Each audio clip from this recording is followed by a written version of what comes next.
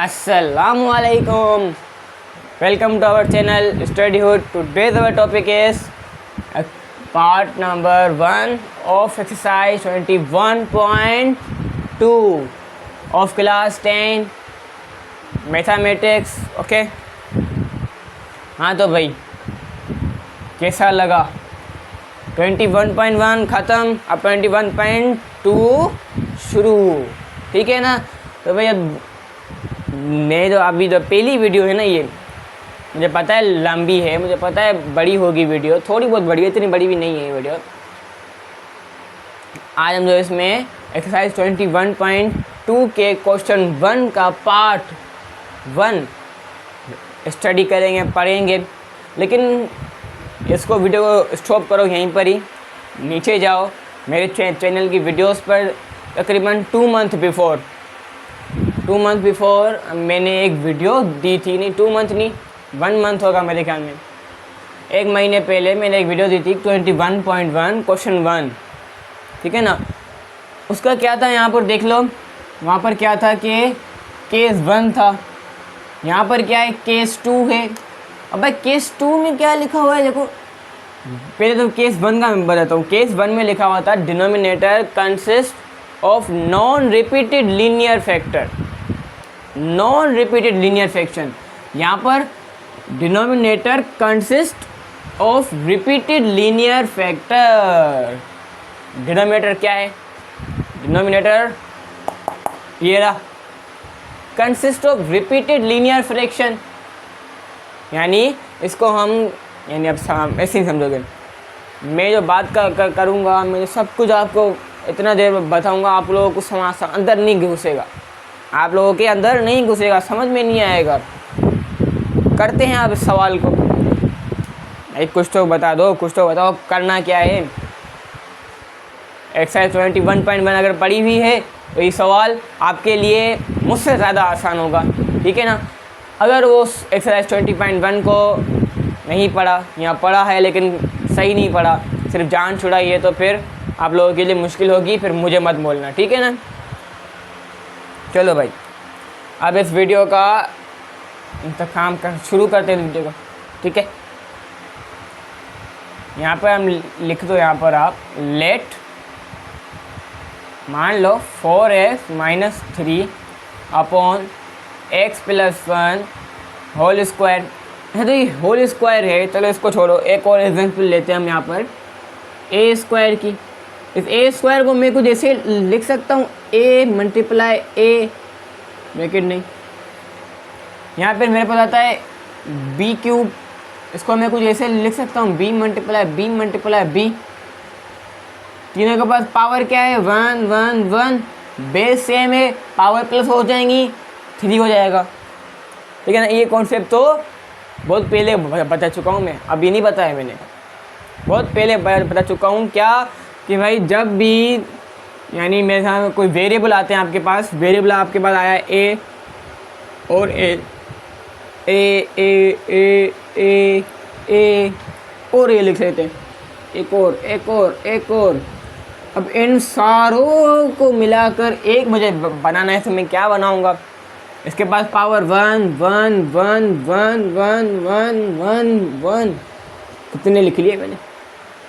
तो ये 1 1 2 2 1 3 4 5 6 7 8 9 10. मैं यहाँ पर क्या लिखूँगा? a की पावर 10. क्या हुआ? यहाँ तो मैं ये इतना बड़ी लाइन लिखूँ, या फिर मैं सिर्फ a पावर 10 लिखूँ. अब ये मेरी मर्ज़ी है. ठीक है ना?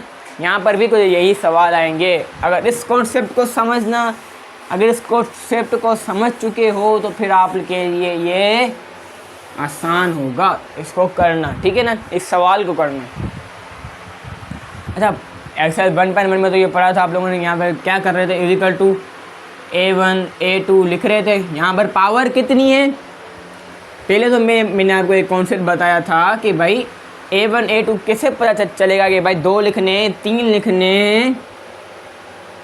लिखने हैं या 4 लिखने हैं या 5 लिखने हैं या 6 लिखने, कैसे पता चलेगा भाई मेरे? 2 लिखूँ, 3 लिखूँ या पूरे 6 लिखूँ? मैं बताऊँगा आप लोगों को। यहाँ पर सिर्फ एक चीज़ नोट करनी है, जब नीचे डिनोमिनेटर में जो पावर है, यानी जो एक वैल्यू है उसके ऊपर जितनी पावर होंगी, अगर यहाँ पे कोई पावर नहीं है तो 1 है तो सिर्फ 1 लिखेंगे, बस सिर्फ A1 लिखेंगे बस। अगर यहाँ पर पावर 2 है तो यहाँ पर सिर्फ और सिर्फ A2 तक लिखेंगे। अगर 3 है तो यहाँ तक, अगर 4 है तो यहाँ तक, अगर 5 है तो यहाँ तक, अगर 6 है तो फिर ये पूरा लिखेंगे। ठीक है ना? समझ गए मेरी ये बात भी आप लोग? ठीक है भाई, समझ गए। अच्छा, एक और सवाल आ रहा होगा आप लोगों के माइंड में, ब्रेन में। वो ब्रेन वाला सवाल मैं बताऊँ क्या आ रहा आपके पास कि भाई A1 A2 2 है तो दोनों में नीचे क्या लिखूँगा? वैल्यू तो एक ही है। कुछ बच्चे ये भी सोच रहे होंगे कि भाई अगर यहाँ पर 2 है तो यहाँ पर एक दफ़ा यहाँ पर लिखूँगा, एक दफ़ा यहाँ पर लिखूँगा। ये भी अक्लमंद वाली बात की है उस बच्चे ने, लेकिन नहीं, वो भी काम यहाँ पर नहीं होगा। या फिर यहाँ पर होगा क्या होगा मेरे यार? अरे मैं बताऊँ, यहाँ पर A1 है, A की पावर 1 है तो फिर 1 वाला ही आएगा, जिसकी पावर 1 हो वो ही आएगा। अब A की पावर 2 है तो ये पूरा उठाकर मैं यहाँ पर लिख दूँगा x + 1 होल स्क्वायर। ये तो मेरे पास था, ये कहाँ से आया? इसमें यही होगा। इसमें एक यहाँ पर चेंजिंग है और एक और जो हम एक और स्टेप करेंगे उसमें चेंजिंग है, बाकी सारा सेम है, बाकी सारा सेम है। ठीक है ना? आ जाओ, घबराने वाली बात नहीं है यहाँ पर। ठीक है ना? अगर आप सोचोगे कैसे होगा, अभी मत सोचो, जब पूरा सवाल हो जाए ना तब सोचना कैसे होगा। ठीक है? फिर आप सोच नहीं पाओगे कि भाई क्या हुआ, कैसे हुआ। जब अगर आप एक दफ़ा पूरा दिमाग यहाँ पर जो ना पूरा कॉन्सेंट्रेट करके देखोगे तो फिर समझ में आ जाएगा। ओके? मेरी ये बोलने की नहीं रहेगा कि भाई समझ में नहीं आया या ये वो। ठीक है? और नेक्स्ट स्टेप में क्या करते हैं, ये वाली वैल्यू तो ऐसे ही एज इट इज़ नीचे उतार दूंगा, अपॉन में x + 1 होल स्क्वायर = यहाँ पर एलसीएम आती थी।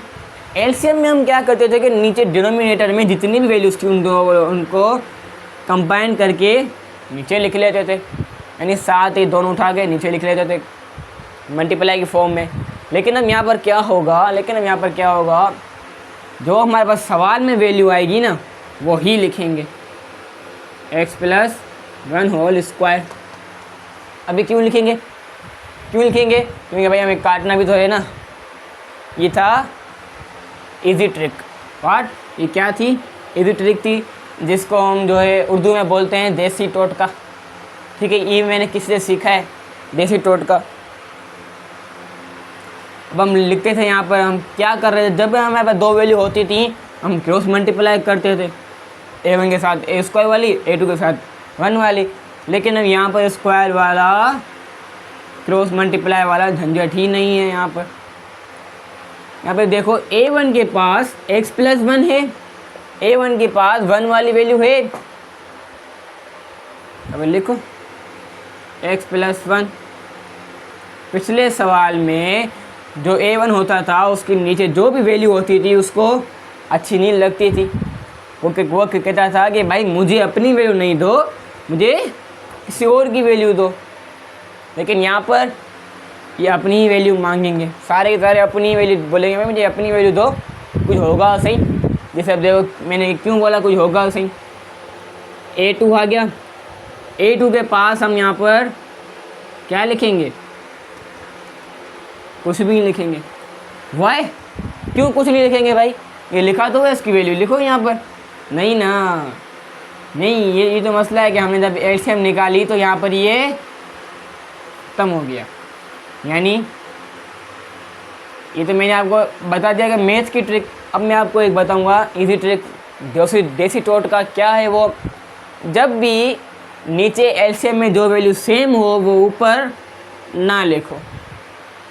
जब भी नीचे कोई एलसीएम में जैसे पावर होल स्क्वायर है तो 8 जिसके नीचे होल स्क्वायर होगा वो नहीं लिखेंगे। अगर फॉर एग्जांपल मेरे पास यहाँ पर पावर होती और पावर होती x प्लस 1 होल क्यूब और मेरे पास होते मेरे क्या बोला जितनी पावर उतने a2 प्लस a3, ठीक है ना। अभी मैंने बोला था आपको यहाँ पर क्या होगा, देखो x प्लस 1 पावर कोई भी नहीं यानी 1, यहाँ पर x2 पावर क्या आएगी होल स्क्वायर, यहाँ पर 3 तो पावर होल क्यूब आएगी, ठीक है ना। लेकिन अब जब यहाँ पर एलसीएम निकलेगी तो सिर्फ और सिर्फ वही आएगी जो हमारे पास सवाल में थी, x प्लस 1 अब यहाँ पर क्या होगा कि a1 के साथ मैं इसकी वैल्यू लिखूँगा, a2 के साथ मैं इसकी वैल्यू लिखूँगा, लेकिन a3 के साथ मैं कुछ नहीं लिखूँगा, a3 के साथ मैं कुछ भी नहीं लिखूँगा। वाई क्यों? क्योंकि सेम था, ठीक है ना, इसलिए हम इसमें नहीं लिखेंगे। मुझे ये पूरा यकीन है कि भाई समझ में तो आ चुका होगा, क्योंकि 10 मिनट हो चुके हैं वीडियो बनाते हुए, लेकिन अभी तक हमने कुछ भी किया नहीं है भाई, क्योंकि बड़ा पहला सवाल जो होता है उसमें थोड़ा टाइम लगता है, क्योंकि वो समझाने वाली चीज़ होती है। अगर एक सवाल समझ गए तो फिर सारे सवाल आप खुद ही करोगे। मैं करवाऊँगा आपको सवाल, लेकिन मैं स्पीड में जाऊँगा, ऐसे रुका हुआ नहीं होऊंगा, ठीक है ना। ये बात भी समझ गए आपने भाई, यहाँ पर कुछ भी नहीं आएगा, ठीक है। स्क्वायर ये स्क्वायर से कट जाएगा, ये तो पहले भी हमने किया था। यहाँ पर क्या बचेगा 4x minus 3 is equal to, क्या मैं ऐसे ही उतार रहा हूँ नहीं ना, ये मसला है, इसमें एक और मसला ही है। अब क्या होगा देखो, a2 तो हमारा ऐसे आ जाएगा, ठीक है, लेकिन अब क्या होगा कि a1 जो है ना इस ब्रैकेट से क्या हो रहा है, यहाँ पर मल्टीप्लाई हो रहा है, प्लस हो रहा है, बीच में यहाँ प्लस आएगा। a1 क्या हो रहा है, मल्टीप्लाई हो रहा है, तो a1 को इस ब्रैकेट से मल्टीप्लाई करेंगे, a1x जा a1x और a1 जा प्लस प्लस प्लस a1, यहाँ पर 1 है, ये याद रखना, यहाँ पर 1 है, लेकिन हम 1 नहीं लिखते, ठीक है, लेकिन हम 1 नहीं लिखते। चलो भाई इतना तो आ गया समझ में, ठीक है। अब आगे क्या होगा मेरे भाई, आ जाओ, सिखाने आया हूँ ना, पूरा सिखा कर पूरा सवाल करवा के फिर ही जाऊँगा यहाँ से, ठीक है ना, टेंशन नहीं लेना। अब तो यहाँ पर एक चीज़ लिखो, यहाँ पर कुछ लिखो मेरे साथ, equating like term, equating like term equating क्या बोल रहा हूँ मैं, नहीं समझ में आ रहा आप लोगों को, आ जाओ समझाऊँ। इक्वेटिंग तो यानी सिंप्लीफाई करो या साथ रख कर काटो, इसको बोलते हैं इक्वेटिंग। लेकिन अब आ जाओ लाइक टर्म समझे, लाइक टर्म मेरे ख्याल में आप लोगों ने पहली बार सुना होगा। अब यहाँ पे एक चीज़ देखो, यहाँ पर a1 के साथ x है और 4 के साथ भी x है, ये दोनों लाइक टर्म है। लाइक टर्म, एक टर्म तो आपको पता है क्या है, एक वैल्यू को हम टर्म बोलते हैं। लाइक टर्म क्या होगा कि भाई सेम वैल्यू जिसके साथ एक ही वेरिएबल हो उसको बोलते हैं लाइक टर्म, ओके। मैंने क्या लिखा हुआ है, इक्वेटिंग लाइक टर्म, यानी 4x is equal to 1a1x, अब इसको उल्टा कर दो, अभी a1x is equal to 4x, ये x से ख़त्म हो गया, नहीं पूछना क्यों हुआ, फिर भी पूछ रहे हो यार, आजा मैं समझाऊँ। अब इसको यहीं पे छोड़ो, क्यों हुआ, x क्यों कटा आपस में, देख लो, a1x is equal to 4x, ये x यहाँ पे मल्टीप्लाई हो रहा था, इज इक्वल टू को सब जाकर डिवाइड होगा, ये x से ख़त्म हो जाएगा, ठीक है ना, ये x से ख़त्म हो गया। आगे क्या बचा, a1 की वैल्यू 4, भाई वाह भाई वाह,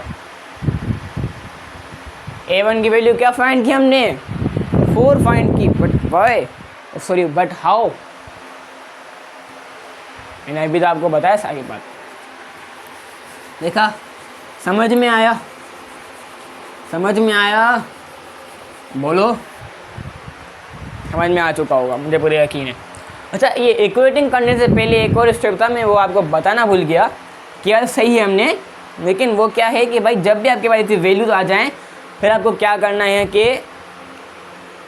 एक्स स्क्वायर पहले रखना है, यानी एक्स वाली वैल्यू को साथ रखना है। यानी अगर फॉर एग्जाम्पल मेरे पास यहाँ पर होते a3 x square, a4 x4, और होते हैं कि भाई a1 एक्स स्क्वायर, तो मैं यहाँ पे क्या करता कि एक्स स्क्वायर को पहले रखता और इस वाले एक्स स्क्वायर को भी, यानी इस वैल्यू को अरेंज करके पहले लिखो, पहले इस वैल्यू को अरेंज करो, फिर यहाँ पर लिखो इक्वेटिंग लाइक टर्म, फिर उन लोगों को उठाओ, ख़त्म करो, आंसर निकालो और फिर बस कर जाओ। समझे मेरी ये बात? मुझे पूरा यकीन है नहीं समझोगे तुम लोग, मुझे पूरा यकीन है, मैं अभी कह रहा हूँ आप लोगों को, लेकिन कोई मसला नहीं, समझ जाओगे, टाइम आने दो। यहाँ पर हम फिर से लिखेंगे भाई इक्वेटिंग, इक्वेशन मत समझना है इसको, इक्वेटिंग लाइक टर्म। अगर कोई नोट कर रहा है तो यहाँ पे पूरा इक्वेटिंग ही लिखना भाई, इक्वेटिंग लाइक टर्म। यहाँ पर लाइक टर्म तो ये जी एक्स और एक्स लाइक टर्म तो ख़त्म हो गई नहीं ना, ये सिंगल वैल्यू है बगैर किसी एक्स, बगैर किसी वेरिएबल के भी, ये भी सिंगल है बगैर किसी एक्स, बगैर किसी वेरिएबल के, ये भी सिंगल है। समझे? ये तीनों लाइक टर्म हैं, ये तीनों लाइक टर्म है। तीनों को उठा के ऊपर फेंको, -3 = a1 और a2, a1 एंड a2। अब मैं अभी क्या करूँगा कि भाई a1 को इक्वल टू को सर्व लेके जाऊँगा और -3 को सर्व लेकर आऊँगा। देख लो यहाँ पर a1 इक्वल टू, यहाँ पर क्या बन जाए, ये छोड़ दो, अभी नहीं करूँगा ये सिस्टम। अभी अगर मैंने कर दिया तो फिर आप अपना दिमाग कैसे यूज़ करोगे, अपना दिमाग चलाओ ना खुद ही। अब आप सोचो और मुझे बताओ मैं यहाँ पर क्या करूँ, तो एक और चीज़ कर सकता हूँ, a1 एक स्क्वायर को इसको मैं यानी इस पूरी वैल्यू को उल्टा करके लिख लूँ, a1 a2 इक्वल टू -3। अब यहाँ पर मैं एक चीज़ लिखूँगा भाई, अच्छा सबर मेरा आप लोगों को एक सवाल है भाई, पहले तो था हमारे पास x था, हमने काट दिया, लेकिन अब यहाँ पर तो x कुछ भी नहीं है, क्या करूँ? यहाँ पर तो ना x है ना कुछ है। So now what we do, आजा मैं बताऊँ, इधर आओ और मेरे साथ आओ।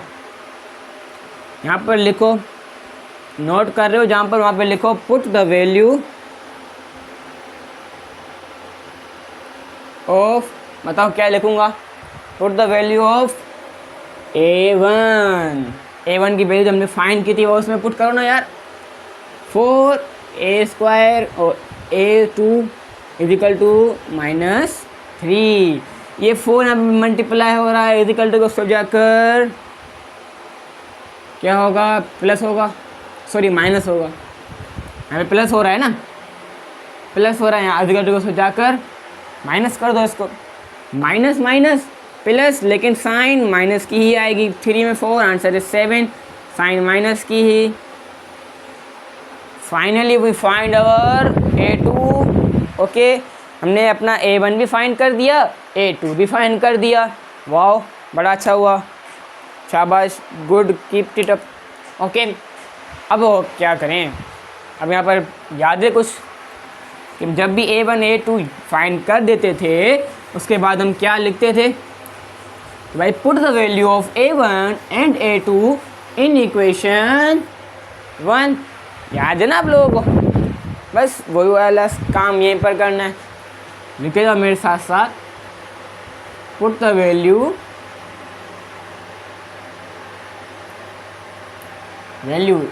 WE और UE value of a1 and a2 in equation 1। ये एंड AND, ठीक है ना, इसको मैथ में ये वाला एंड होता है। मैं यहाँ पर इंग्लिश नहीं पढ़ रहे, मैथ पढ़ रहे हैं, ठीक है।